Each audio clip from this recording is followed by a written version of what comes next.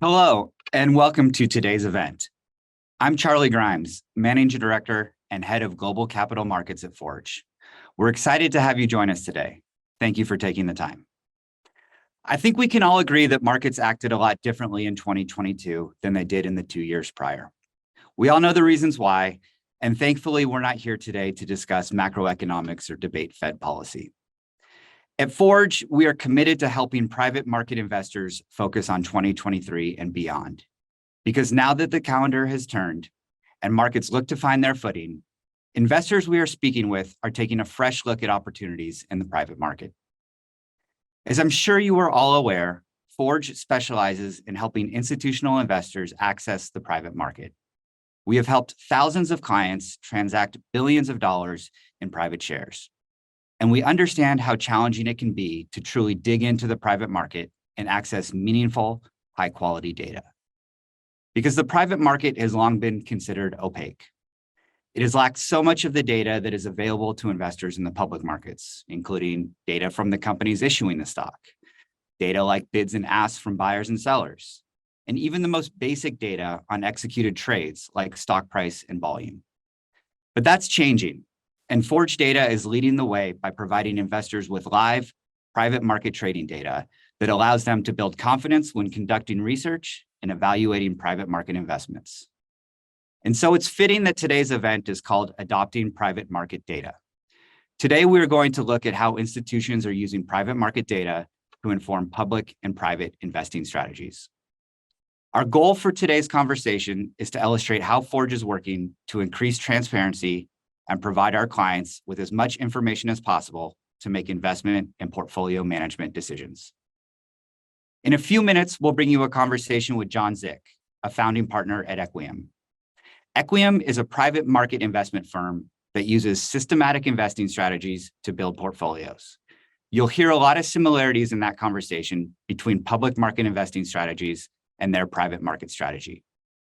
But first, I sat down with two of Forge's institutional leaders, Howe and Sally Mace, for a conversation on how investors are using private assets in their portfolios, how data can be used to make investment decisions, and share some insight into what Forge is hearing about private market data from our institutional clients today.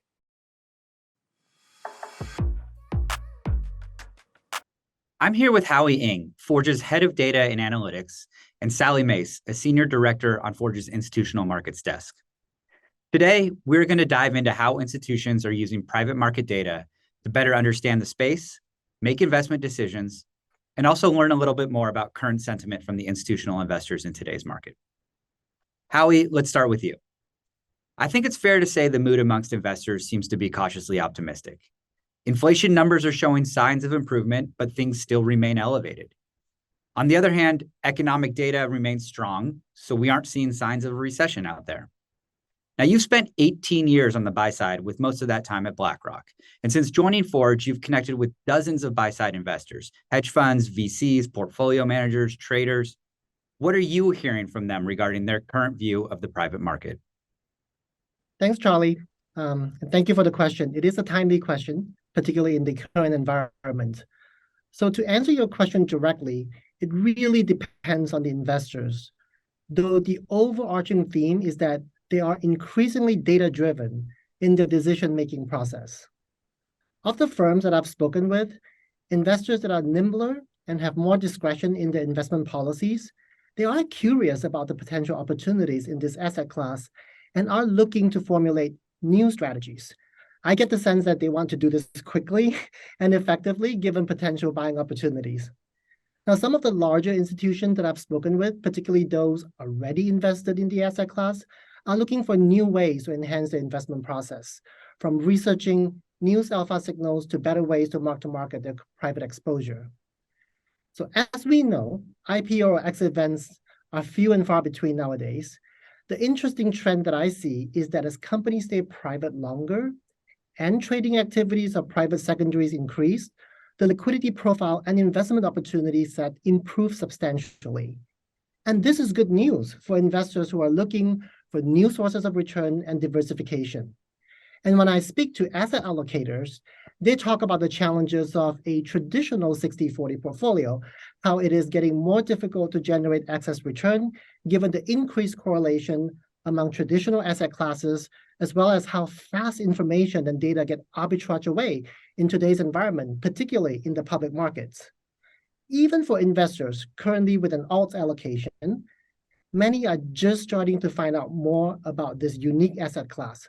While many may have heard of household names such as Airbnb and Palantir and their successful public exits, surprisingly, few have realized that they could actually access those names in the secondary markets prior to exit events. Which leads us to Forge. With access to trading and data, investors can now rethink their investment strategies and change or fine-tune their asset allocation models. Now, you've recently moved into a new role at Forge as head of data and analytics, which means you oversee all of the data and insights in Forge Intelligence and play a key role in helping investors interpret private market data, which is important as this may be new for investors that are used to interpreting data in the public equity markets. So what does Forge's data show about the current state of the private market right now on the platform? And how can investors use Forge Intelligence to potentially improve their private investing processes? Thanks, Charlie. Good question again.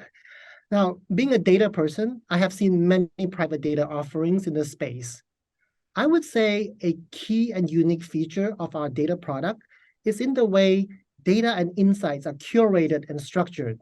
It is intuitive and informative to both public and private investors. So starting at a macro level, investors can get a snapshot of how private market sectors are performing through our Sectors Insights page. Now, as a previous public market investors, I always want to get a sense of how the overall economy is doing before diving deeper into names with specific sectors. Now, what is unique about our platform is that investors can observe liquidity and performance metrics across private market sectors, made possible by the trade and pricing data that we curate. When it comes to specific companies, you can see the full range of pricing data, such as bids and asks, volume-weighted prices, funding round prices, and mutual fund marks to conduct research, generate new ideas, and formulate or enhance your investment strategies. Now, if you want to dig in further, you can look at a deeper set of pricing data on specific companies to inform your view on price discovery, liquidity, valuation, and even relative comparison to public names. Take Data for instance. It is a unicorn name in the data intelligence sector. Most investors can only see in public sources that its last primary price was $44 a share in early 2021. But with data from Forge Intelligence, you can observe the continuous price discovery post-2021 through trades, volume, and other market indicators in the secondary market. In addition, we also provide the pricing data points from mutual fund marks, so you can see how institutional investors are valuing the name over time. And as you know, mutual funds are usually associated with the way institutional investors express their view. Now, if you want to compare Data to one of its public peers, such as Splunk, you can do that as well because we do have public equity pricing data sets in our data offering. Thank you, Howie. Now, Sally, turning to you. You've been with Forge for almost 5 years now, and you've worked with institutional investors throughout many different market cycles as they add to positions, trim existing positions, and generally use the secondary market to manage their portfolios. Now, last year, Forge saw a reduction in buying activity as investors dealt with so much volatility out there in the markets. But we're starting to see an uptick in buying activity from investors on our platform. So that begs the question, who is the most engaged in this asset class at the moment? What different investor types are you engaging with daily and weekly, and how are they approaching this market? Thanks, Charlie. I think it's a really exciting time with Forge, especially considering our purview into the market, covering both the retail segment, starting with accredited investors, all the way up into the institutional arm of the business, where we're transacting with some of the largest institutional investors and asset managers. When we dig into that institutional client base a bit further, we're certainly seeing traditional VC funds as well as family offices highly engaged with the market. Both of those can be quite nimble, especially when they're looking at adding to existing positions within their portfolio. Many of the pricing points that we're seeing in the secondary market are meaningfully lower than where some of these funds may have invested in previous rounds over the last few years. So they're certainly taking advantage of that. We're also seeing both of those client bases active on the sell side as well in select companies where they have potentially invested early on and have achieved meaningful valuation increases over the years. These buyers are especially focused on businesses that they know quite well and have been tracking for years. Another investor type who remains quite active is traditional secondaries funds, many of whom raised meaningful amounts of capital over the last few years. We actually saw traditional secondaries funds were some of the first to step back into the market during the initial part of the pullback and remain quite active buyers on our platform.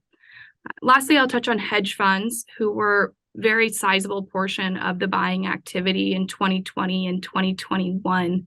While they have certainly pulled back in terms of their buy-side activity, they remain quite engaged with the Forge platform, both on the trading side as well as the data side of the business, in working to understand where markets are actually moving, what the sentiment in the market is, and generally tracking this asset class quite closely.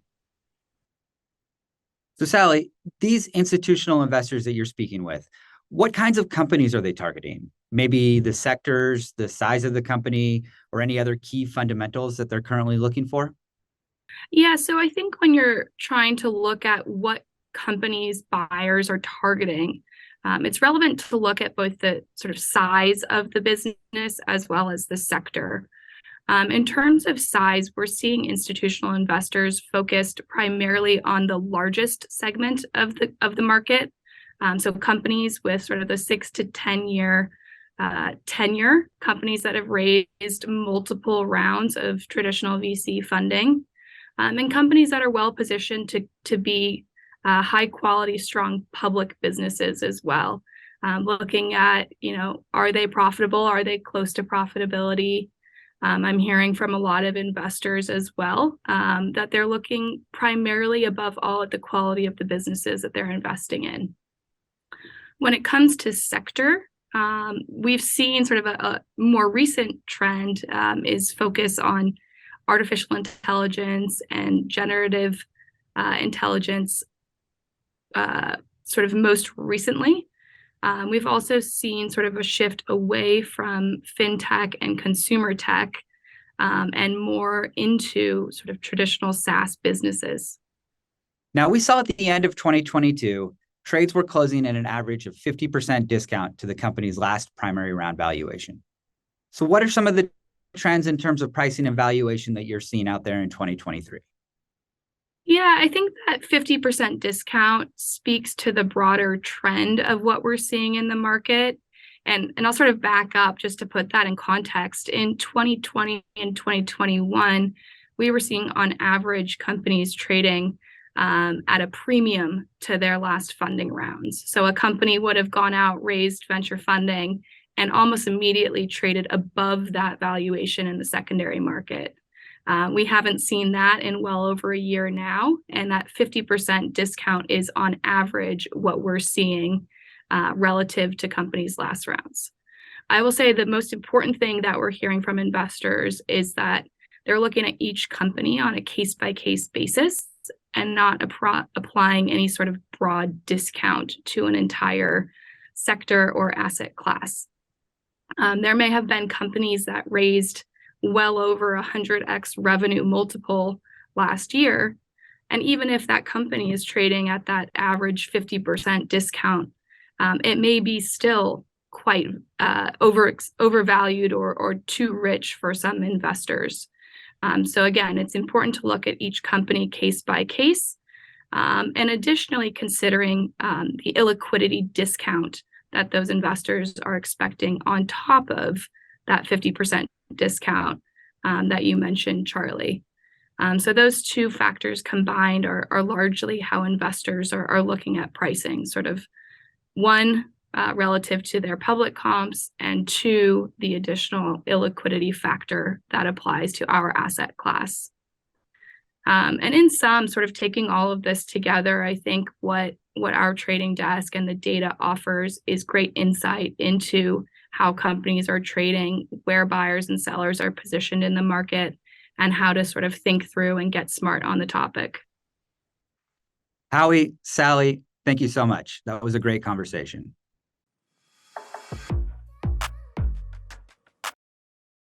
So thanks again to Howie and Sally for sitting down with me and sharing their insights with all of us. Now, before we move on to our next conversation, I wanted to let you know that you can submit questions in the Q&A box below, and we will look to answer some of those questions at the end of the event. Now, we can turn to our second conversation with John Zick. As I mentioned earlier, John is a founding partner at Equiam, a systematic, data-driven investment fund, bringing elements of quantitative investing used in public markets into the private markets. And Equiam is currently in the process of raising capital for its third fund, focused on private market strategies.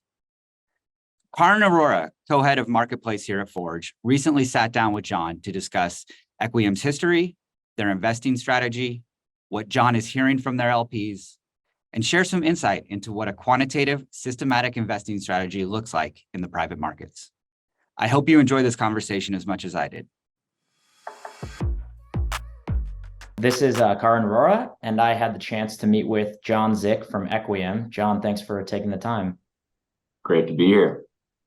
Awesome. Well, Equiam is a quantitative and data-driven fund. You've been around for 5 years or so, really on the cutting edge of systematic investing in the private markets.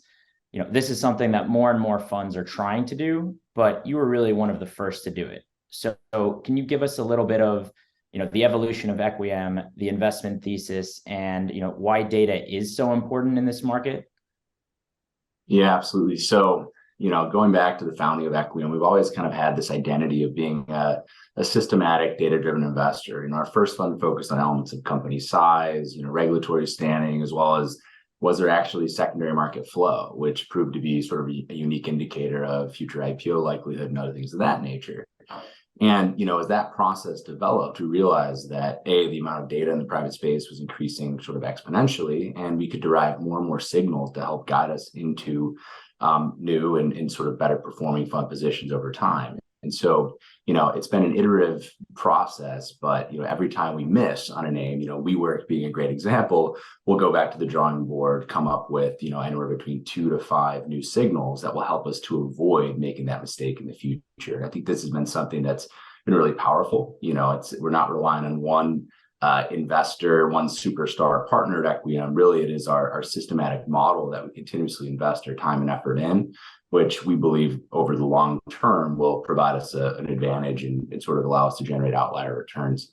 And then I think, I've kind of touched on that data-driven process a little bit, I guess, kind of in a more granular fashion. We may get to this later, but, broadly speaking, we're looking at, 19 different data sources today, ranging from private financing history to company transactional data in the private market, bids and ask data, sentiment information. All these things come together, they're transformed, analyzed, and then we can basically force rank thousands of privately held firms and get to that sort of top decile of companies where we spend most of our time focusing and investing in those names.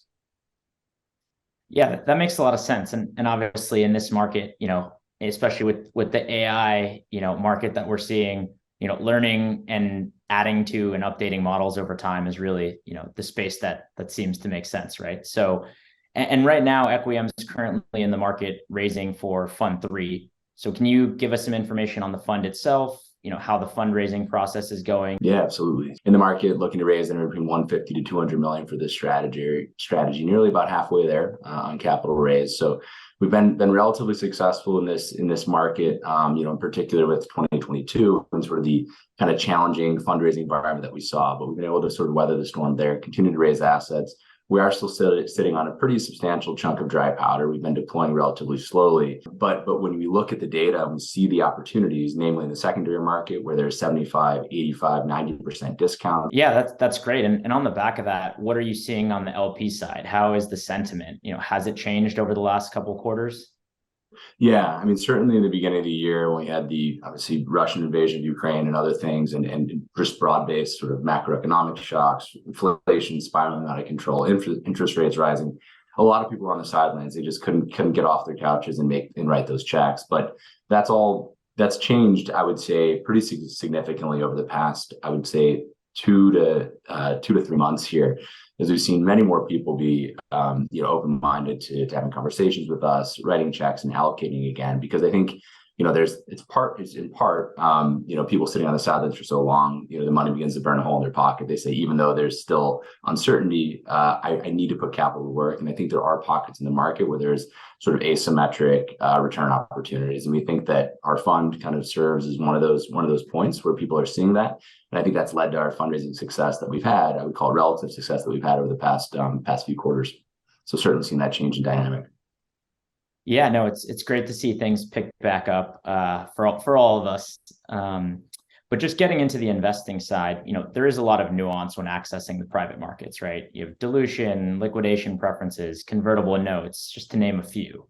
Can you tell us a little bit more about how Equiam makes decisions and what kind of tools and data you are using to deploy capital?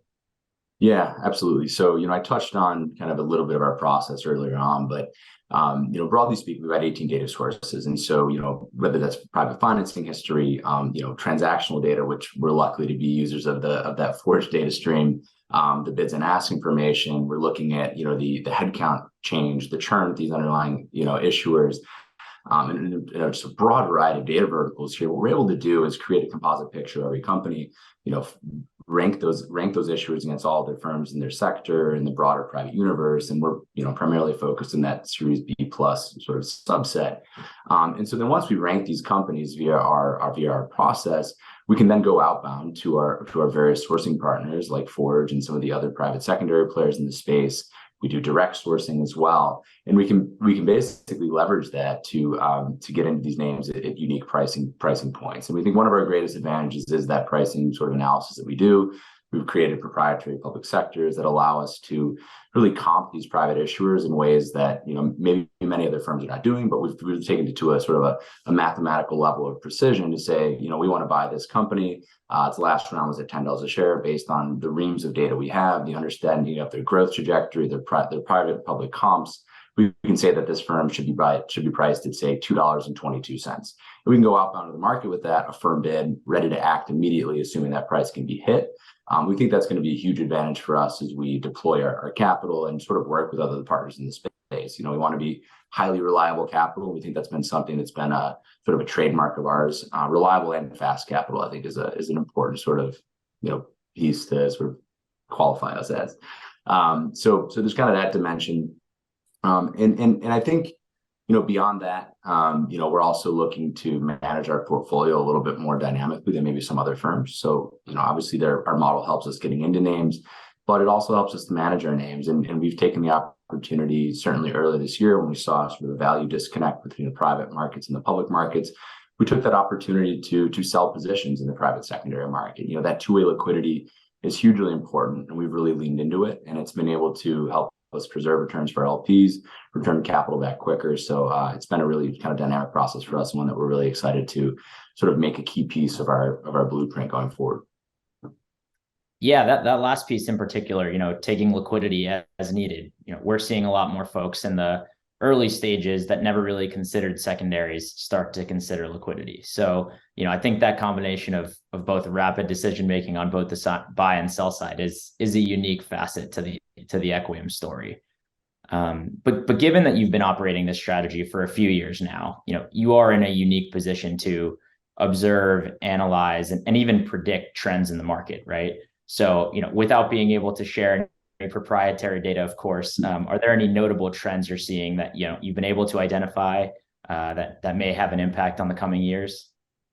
Yeah, absolutely. I mean, I think one trend that we look at, and this is something that Forge has been really integral in, is looking at the bid and ask spread and also sort of the bid ask ratio in the private market. And so we've seen improvement in both of those metrics. We've seen a conversion of the bid and ask spread here over the last couple months here. We kind of hit a low point in October where there's just buyers and sellers were miles apart. And we've really seen that converge now, almost eclipsing each other in sort of the January timeframe based on the data we're looking at. And then also we've looked at the just bids to ask ratios and seeing that still today there's far more sellers in the market than buyers, which is obviously not much of a surprise to anyone that pays attention to this market. But we've seen that ratio stagnate. So it's no longer in free fall, it's beginning to tick up marginally. And we anticipate that over the coming quarters, it's going to resume. We're going to return to sort of normal market conditions as we see sort of equal weight on both sides of that equation. Maybe not for the tiniest of issuers where there tends to be more sell side activity just by the nature of those being small, sort of underknown companies. But I think for the largest issuers and the most highly traded issuers in the private market, I think we are going to see sort of a resuming of normal market-based activity in the coming quarters based on the data we've analyzed. So we anticipate, some upward movement in pricing and sort of return to, as I said, a liquefaction of the private market. That just made that word up, but I think it's somewhat accurate. So we're excited for that piece. And as fund managers, right now is really an ideal time for us to be deploying capital, just where prices have kind of declined to, the willingness of sellers to take bids that are obviously substantially lower than where they would have been 2 years ago. So these things are really advantageous right now as we think about building the market. So that's certainly one trend that we've analyzed. So John, are there any data sources that you overweigh in your model, or maybe data sources that you've underweighted over time? Obviously, you can't give away the secret sauce, but other folks may be curious to see how a systematic model develops over time. Yeah, so one of the data sets that we were really interested in early on was the quality of venture backing of the companies that we invested in. And what we did is we sort of created tiers of venture capital firms from tier 1, tier 2, tier 3, and we really looked to see if there was predictive value in, say, a tier 1 firm leading a Series C round and the likelihood of that company going public or raising an up round in the future.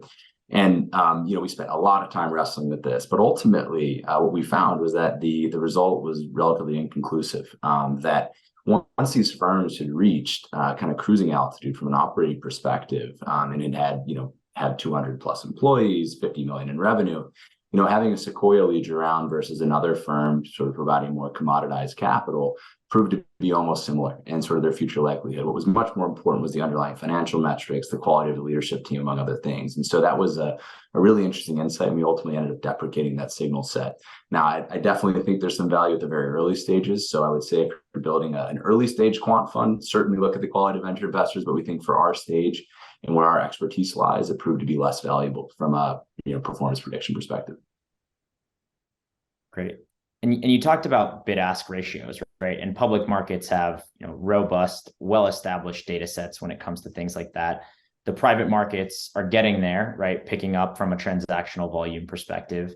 How important is that live, secondary transaction data, indications of interest to the investment process?